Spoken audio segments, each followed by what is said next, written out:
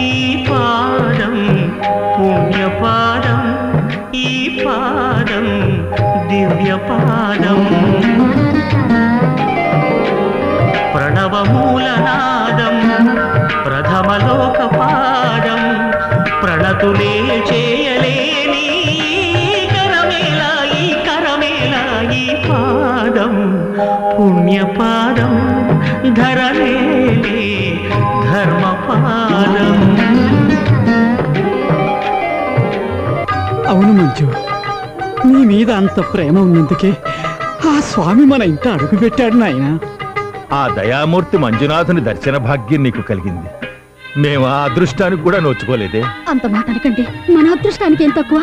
సాక్షాత్తు ఆ మంజునాథుని దర్శనం చేసుకున్న బిడ్డని కన్నవాళ్ళవండి మనం.